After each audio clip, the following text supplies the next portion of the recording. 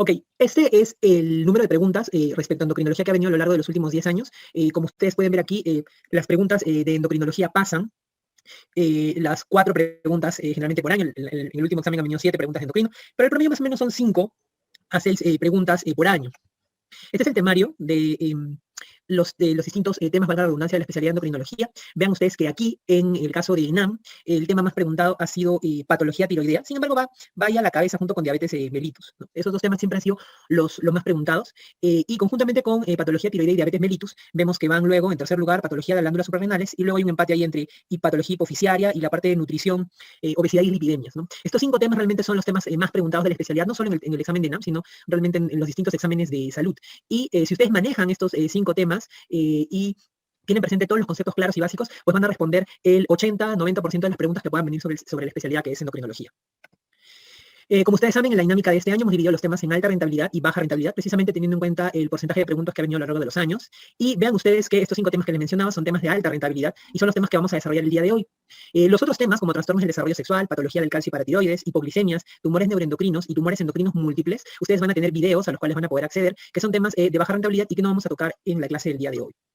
Muy bien, entonces vamos a iniciar con patología, que es el tema más preguntado de la especialidad, pero antes, para poder ordenarnos un poquito y que podamos cumplir con todo el temario que tenemos para el día de hoy, de acuerdo al tiempo que nos han dado para la clase, quería proponerles que vamos a tratar de que las preguntas sean al final de cada tema. Yo sé que ustedes tienen preguntas por ahí, algunas dudas, entonces traten de anotarlas, chicos, ahí en sus cuadernos o en una hojita aparte, de tal manera que cuando terminemos de revisar un gran segmento, les voy a dar, vamos a dar unos minutos para poder responder algunas de las preguntas que ustedes tengan. De esa manera lo hacemos más ordenado y no estamos cortando la clase. Entonces les pediría que reserven sus preguntas, las anoten y luego al final les voy a decir, a ver, preguntas, y ustedes me lanzan sus preguntas y voy a tratar de responder las preguntas que se puedan, siempre coordinando con el tema del tiempo. Entonces, así quedamos, chicos. Vamos a iniciar entonces con patología tiroidea. Vamos a iniciar con un caso clínico aquí que nos proponen y que nos va a servir de introducción para este tema. Dice, una mujer primigesta de 21 años acude al médico a las 10 semanas de gestación. Entonces, 10 semanas de gestación es un dato importante, debido a una fatiga progresiva durante las últimas 3 semanas, el síntoma principal que lleva la paciente, y además informa que ha perdido 3.2 kilos de peso, o sea, está perdiendo peso, a pesar después de concebir, a pesar de un aumento en el apetito. O sea, le llama la atención que siga perdiendo peso, a pesar que el apetito se ha incrementado. Además, se siente más ansiosa y le cuesta conciliar el sueño. No hay antecedentes personales o familiares de enfermedades graves y está tomando ácido fólico y multivitamínicos por ser el primer trimestre de la gestación. Nos dicen que mide 1,65, que pesa 55, tiene un IMC de 20, su temperatura es de 37.4, el pulso, vean ustedes, está en 120 latidos por minuto, ¿no? La respiración es de 18 latidos por minuto y la presión arterial es de 150/70, ¿no? La diastólica elevada. Además, le encuentran al examen los globos de los ojos que son prominentes, se le llama la atención al examinador, los globos oculares que están prominentes. Le palpan la tiroides a esta paciente y la encuentran firme y difusamente agrandada. O sea, la tiroides ha crecido de manera regular en esta paciente. Además, le encuentran temblor fino en reposo de las manos. Le han encontrado un soplo mesosistólico en el vértice y un soplo sistólico temprano de grado 2,6 en el borde esternal superior izquierdo. Y además, te mencionan que han hecho un dosaje de hormona estimulante de la tiroides. La hormona estimulante de la tiroides no es otra que la TSH. Y han encontrado que la TSH es de 0.1 microunidades por mililitros. Normalmente, el valor normal de la TSH va de 0,4 a 4. Puede variar de acuerdo al laboratorio, pero más o menos ese es el rango. Entonces, tenemos una TSH que claramente está disminuida, como ustedes ven. Además, le han sacado un EKG y han encontrado taquicardia sinusal, ¿no? Entonces, se preguntan, ¿cuál de los siguientes es el siguiente paso más apropiado en el manejo? Entonces, cuando ustedes le preguntan por manejo de un caso clínico, lo primero que ustedes tienen que saber es cuál es el diagnóstico de este paciente, porque si no, ustedes no van a poder dar un tratamiento adecuado. Entonces, yo les pregunto, con todas estas manifestaciones clínicas en esta primigesta que se encuentra en el primer trimestre de la gestación, ¿cuál es el diagnóstico más probable, teniendo en cuenta que vamos a evaluar patología tiroidea, que vamos a estudiar patología tiroidea? A ver, acuérdense, ¿cuál es el diagnóstico más probable que ustedes crean que tenga?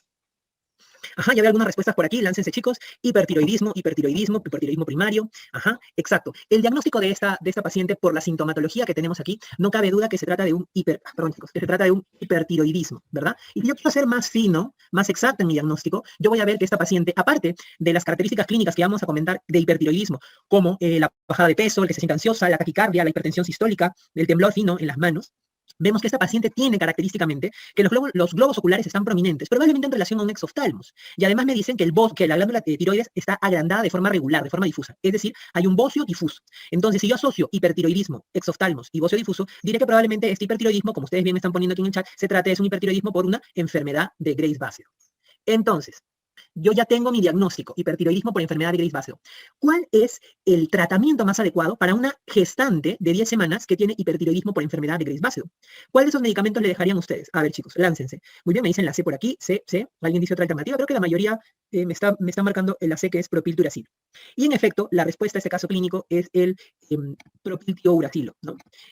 Acuérdense ustedes que para el tratamiento del hipertiroidismo, como vamos a ver, hay distintos pilares. Pero en el primer trimestre de la gestación, siempre el tratamiento de elección va a ser el tratamiento farmacológico con antitiroideos de síntesis. Y dentro de estos, el antitiroideo de síntesis, que es de elección en el primer trimestre de la gestación, es el propiltiuracilo. Entonces, eso siempre ténganlo a consideración. En el primer trimestre de la gestación, siempre el antitiroideo de elección va a ser el propiltiuracilo. Propiltiuracilo no tenemos en nuestro país, el más cercano está en Chile. En nuestro caso, pues el manejo en el primer trimestre es un poquito difícil, tratamos de utilizar betabloqueadores y en algunos casos muy severos nos arriesgamos por ahí con dosis bajitas de metimazol, pero acuérdense que de elección es propiltiuracilo. Ok, este caso ha enmarcado entonces el inicio para poder hablar sobre tiroides. Entonces, acuérdense ustedes que la glándula tiroidea tiene esta forma de mariposa, tiene dos lóbulos, ¿no?, que están unidos por un puente que es denominado el istmo tiroideo. Y en algunas personas hay un tercer lóbulo, que es el lóbulo piramidal, aunque no está presente en todas las personas. Generalmente solamente tenemos lóbulo izquierdo y lóbulo derecho. Si ustedes hacen un corte histológico de esta tiroides, van a ver que van a encontrar esta figura, donde vamos a encontrar a la unidad histológica funcional de la tiroides, que es el famoso folículo tiroideo. Este folículo tiroideo, como ustedes ven aquí, va a estar formado por una sola hilera de células cúbicas que ustedes van a encontrar aquí, y que en su interior van a tener este material rosado, que no es otra cosa que un material denominado coloide. ¿Y este coloide qué va a contener? Este coloide va a contener una glucoproteína que se llama tiroglobulina, que la tiroglobulina es la glucoproteína en la cual va a servir de base para que se formen las hormonas tiroideas. Además del folículo tiroideo, de las células foliculares que forman este folículo tiroideo y del coloide que se encuentra en su interior, vamos a encontrar estas células que ustedes ven aquí, que parecen los muñequitos del Pac-Man. Esas células son las famosas células parafoliculares, ¿no? Se denominan células parafoliculares porque se encuentran de forma cercana a los folículos, entre los folículos. Y estas células parafoliculares son importantes porque estas células parafoliculares van a producir una hormona que se llama calcitonina. Mientras que las células del folículo tiroideo, estas de aquí, van a producir hormonas tiroideas, es decir, T4 y T3. Eso quiere decir que la producción de hormonas por la tiroides va a estar dada tanto por la célula folicular, que forma parte del folículo tiroideo, que forma las hormonas T4 y T3, que son las hormonas tiroideas, y por estas células parafoliculares que forman la calcitonina, que es una hormona encargada de la regulación del metabolismo del calcio. ¿Cómo se hace el control de la síntesis de hormonas tiroideas? Acuérdense que como la mayor parte de los órganos endocrinos, la tiroides está regulada por el hipotálamo y la hipófisis. El hipotálamo va a secretar una hormona que es la TRH, que va a estimular a la adenohipófisis, a los tirotropos de la adenohipófisis, a que se secrete TSH. Esta TSH, como veían en el caso clínico, es la famosa hormona estimulante de la tiroides. Esta se va a unir a su receptor sobre esa célula folicular que habíamos comentado en la lámina anterior, para que esta produzca las hormonas tiroideas que son T4 y T3, ¿no? ¿Cómo se produce la síntesis de las hormonas tiroideas? Vean ustedes aquí a la parte derecha. Para la síntesis de las hormonas tiroideas, lo primero, lo esencial, es que la célula folicular, que también se llama tiroidocito, este es el otro nombre que recibe la célula folicular, debe captar yodo. El yodo es un mineral indispensable para la síntesis de hormonas tiroideas. Por eso, cuando hay deficiencia de yodo, vamos a ver, puede haber hipotiroidismo. Entonces, vean que lo primero que tiene que hacer la célula folicular es captar el yodo. Este yodo va a pasar hacia el coloide, vean ustedes, hacia el coloide, y lo primero que va a suceder con este yodo, luego de haber ingresado a la célula, es oxidarse, ¿no? El yodo ingresa, se oxida, y una vez que está oxidado, puede unirse a los residuos de tirosilo, ¿no?, el aminoácido tirosina, tirosilo, ¿no?, que tiene esta glucoproteína que habíamos comentado que está en el coloide, que es la tiroglobulina. Entonces, este yodo que está oxidado se une a estos residuos para formar un monoyodo tirosina, si es que solamente se ha yodado un residuo de tirosilo, o una diyodotirosina, si es que se han yodado dos residuos de tirosina. A este proceso por el cual el yodo que ya está oxidado se une a los residuos de tirosina de la tiroglobulina se denomina organificación. Y tanto el proceso de oxidación como de organificación se da gracias a una enzima que es la famosa TPO o peroxidasa tiroidea. La peroxidasa tiroidea va a permitir que se oxide el yodo y que el yodo pueda organificar los residuos de tirosilo de la tiroglobulina. Una vez que ya tenemos monoyodo y diyodotirosina, estas tienen que acoplarse para formar T3 y T4. La T3 vendría a estar formada por la unión de una monoyodotirosina con una diyodotirosina, y la T4 vendría a estar formada por la unión de dos diyodotirosinas. Y de esta manera se forman las hormonas tiroideas, que son T3 y T4. Estas T3 y T4 van a salir luego, cuando sea necesario, hacia la circulación para poder actuar a nivel periférico. Sin embargo, deben tener ustedes en cuenta que de las dos hormonas, tanto la T4 como la T3, la que es biológicamente activa, o sea, la que va a dar todas las acciones que tiene la hormona tiroidea, va a ser la T3. Y sucede que la glándula tiroides fabrica en un 80% T4 y en un 20% T3. Eso quiere decir que en la periferia, luego de haber sido secretadas, por algún mecanismo la T4 se tiene que convertir en T3 para que pueda esta hormona verdaderamente actuar en los tejidos. Entonces, esta conversión en la periferia de T4 a T3 se realiza a través de estas enzimas, que son las desyodinasas, ¿no? existen 3 tipos de deshiodinasas, tipo 1, tipo 2, tipo 3, varían de acuerdo a su localización, pero lo que ustedes tienen que saber es que la deshiodinasa de tipo 1 y de tipo 2 van a permitir que la T4 se convierta en T3, que esta T3 es la hormona activa que va a permitir dar todos los efectos fisiológicos de las hormonas tiroideas. Pero existe otra deshiodinasa, que es la deshiodinasa D3, que convierte la T4 en una T3 reversa. Esta T3 reversa es una forma inactiva de T3. Y esto es muy importante porque vamos a ver luego al final una patología que es el síndrome del eutiroideo enfermo, donde se activa más esta deshiodinasa 3 y finalmente tenemos que toda la T4 se transforma en una T3 reversa y no en una T3, que lo vamos a ver con detenimiento hacia el final de la parte de tiroides. En cuanto a los efectos de las hormonas tiroideas, vean ustedes que las hormonas tiroideas le dan vitalidad al organismo y actúan en casi todos los sistemas, ¿no? Dentro de lo que es el metabolismo basal, las hormonas tiroideas lo que hacen es incrementar el metabolismo basal, aceleran el metabolismo basal. Y esto trae como consecuencia que haya un incremento en el consumo de oxígeno y que haya un incremento en la producción de calor. Además, las hormonas tiroideas actúan en el metabolismo de las macromoléculas, de los macronutrientes, de carbohidratos, proteínas y lípidos. Y miren ustedes que esta ha sido pregunta en algún examen de ENAM en relación al efecto que tienen las hormonas tiroideas en el metabolismo de las macromoléculas. Con los carbohidratos, ¿qué hacen con los carbohidratos? Con los carbohidratos, las hormonas tiroideas lo que hacen es aumentar o estimular el proceso de gluconeogénesis. ¿Qué cosa significa gluconeogénesis? Significa génesis, formar, glucosa, neo, de novo, formar glucosa de novo a partir de otros compuestos, a partir de proteínas, a partir de lípidos. A eso se llama gluconeogénesis. Entonces, si se forma glucosa, o si el efecto que tienen las hormonas tiroideas es formar glucosa de novo, entonces las hormonas tiroideas tienen un efecto hiperglicemiante, o sea, aumentan los niveles de glucosa en la sangre. En el caso de las proteínas, lo que hacen las hormonas tiroideas es incrementar el recambio proteico, ¿no? Acuérdense que las proteínas se almacenan principalmente a nivel muscular, a nivel hepático, y a nivel muscular las hormonas tiroideas hacen que haya un recambio proteico acelerado. Y en el caso de los lípidos, lo que hacen las proteínas es incrementar la lipólisis, la ruptura de los triglicéridos, que es la forma como nosotros almacenamos los lípidos en el tejido adiposo. En el caso del sistema nervioso, las hormonas tiroideas van a permitir que haya un desarrollo y buen funcionamiento del sistema nervioso. De hecho, son importantes durante el crecimiento y desarrollo de él, desde que el niño nace hasta luego posteriormente, cuando ya es adolescente y adulto, para el buen funcionamiento del sistema nervioso. Si un niño tiene deficiencia de hormona tiroidea, entonces no va a haber un adecuado desarrollo del sistema nervioso, entonces puede haber retraso mental, retardo en el desarrollo psicomotor. Y en el adulto, por otro lado, si es que hay deficiencia de hormona tiroidea, entonces va a haber una disminución en el rendimiento intelectual, por ejemplo. En el caso del sistema cardiovascular, las hormonas tiroideas lo que hacen es incrementar la frecuencia cardíaca y además incrementan la contractibilidad cardíaca, ¿no? A nivel del sistema respiratorio, las hormonas tiroideas van a asegurar que haya una adecuada ventilación. A nivel del sistema digestivo, lo que van a hacer es incrementar el peristaltismo y también incrementar la producción de jugos gastrointestinales, ¿no? De ahí que por ahí ustedes van a ver que en el hipertiroidismo hay diarrea y en el hipotiroidismo hay estreñimiento. A nivel del sistema renal, se van a encargar de regular lo que es la reabsorción de sodio y, consecuentemente, de agua. Y a nivel del sistema reproductor, se van a asegurar de que haya una adecuada función reproductora. Eso quiere decir, como les comentaba, que las hormonas tiroideas lo que hacen es darle vitalidad al organismo, que todo vaya bien en el organismo.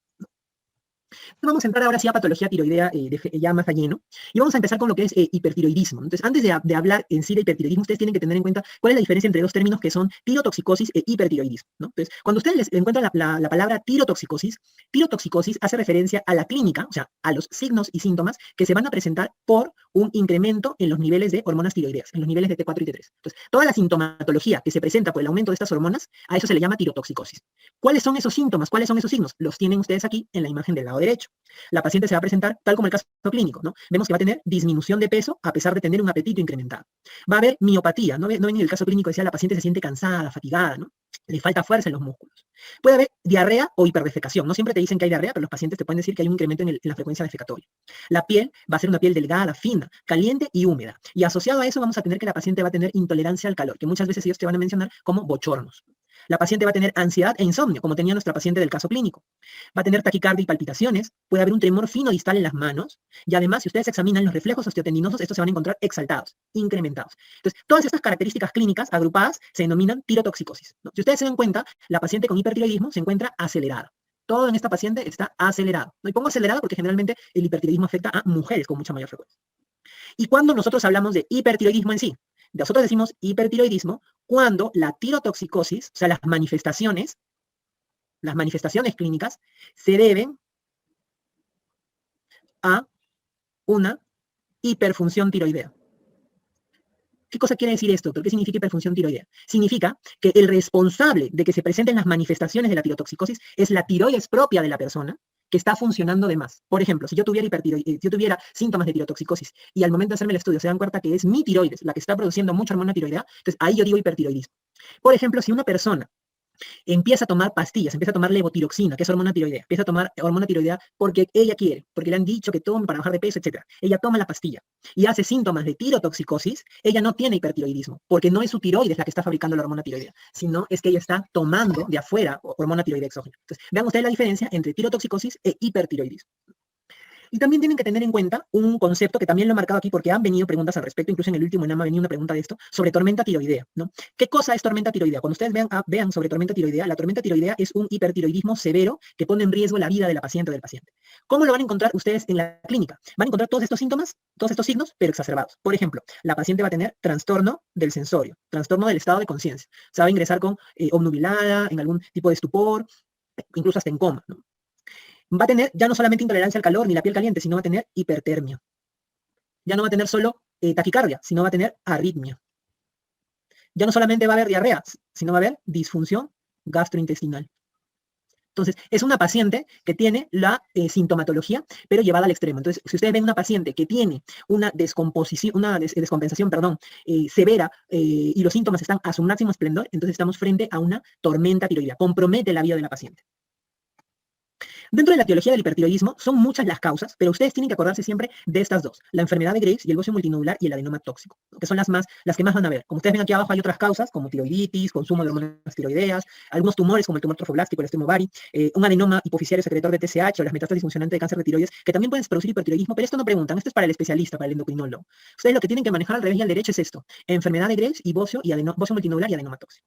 Vamos a hacer unas diferencias entre ellos. En el caso de la enfermedad de Graves, ¿a quiénes afecta la enfermedad de Graves? La enfermedad de Graves afecta a mujeres, generalmente jóvenes, entre los 20 y 40 años, ¿no? A diferencia del bocio multinodular y el adenoma tóxico, que también afecta a mujeres, pero generalmente afecta a mujeres mayores, por encima de los 50 años, y además muchas de estas mujeres han tenido en su infancia o proceden de zonas yodo deficientes. Entonces ya ahí tenemos una diferencia en cuanto a la epidemiología de estas enfermedades. En cuanto a la fisiopatología, la enfermedad de Graves es una enfermedad de tipo autoinmune, ¿no? En este caso, lo que va a pasar es que hay anticuerpos que van a estimular el receptor de TSH en la célula folicular. Y estos anticuerpos que estimulan el receptor de TSH se denominan TSI. Está en inglés, ¿no? Inmunoglobulina estimulante del receptor de TSH. Estimula receptor de TSH. Entonces, si yo tengo un anticuerpo que se pega al receptor de TSH en la tiroides y lo estimula de manera constante, entonces lo que yo voy a tener es que este paciente va a desarrollar, obviamente, o va a incrementar la producción de hormonas tiroideas, ¿no? En el caso del bocio multinodular y el adenoma tóxico, ahí, por ejemplo, no estamos frente a una patología autoinmune, sino aquí estamos frente a uno o más nódulos en la tiroides de la paciente, que son nódulos hiperfuncionantes y autónomos. ¿Eso qué quiere decir? Que dentro de la tiroides de la paciente van a haber uno o más nodulitos que van a fabricar hormona tiroidea en exceso sin importarles la regulación de la hipófisis y del hipotálamo. A mí no interesa esa regulación. Ellos fabrican hormona tiroidea de forma desmedida. Entonces vean que es diferente la fisiopatología también. Y en cuanto a la clínica, y esto es muy importante porque esto les va a permitir definir sobre todo los casos de enfermedad de Graves, como el caso clínico que vimos, lo que va a marcar a estas pacientes que tienen la enfermedad de Graves es obviamente la presencia de hipertiroidismo, con toda la sintomatología que ya hemos mencionado, pero asociado al hipertiroidismo, estas pacientes van a tener oftalmopatía, o sea, compromiso ocular, que básicamente ustedes van a ver en sus casos clínicos que van a hacer referencia al famoso exoftalmos, que es esta protrusión que tienen las pacientes con enfermedad de Graves de los ojitos, como si tuvieran ojitos saltones, ¿no? Y asociado además, las pacientes van a tener bocio, que es el incremento del tamaño de la glándula tiroidea, de manera difusa. ¿Qué cosa quiere decir? Un incremento de forma regular. Vean ustedes cómo yo le puedo dibujar la tiroides a mi paciente, y la tiroides es lisita, regular, ha crecido de forma difusa.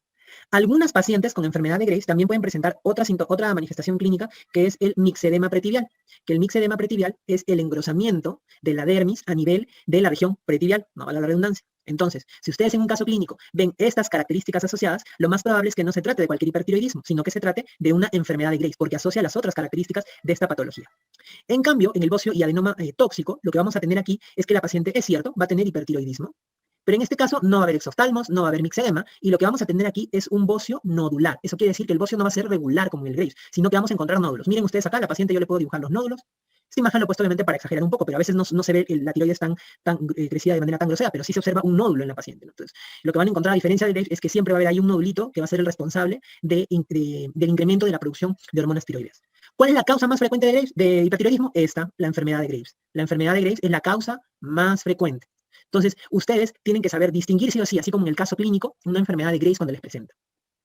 En cuanto al diagnóstico del hipertiroidismo, para hacer diagnóstico de hipertiroidismo, ustedes van a pedir un perfil tiroideo que va a constar del dosaje de TSH, que es la hormona estimulante de la tiroides, T4 libre y T3 total.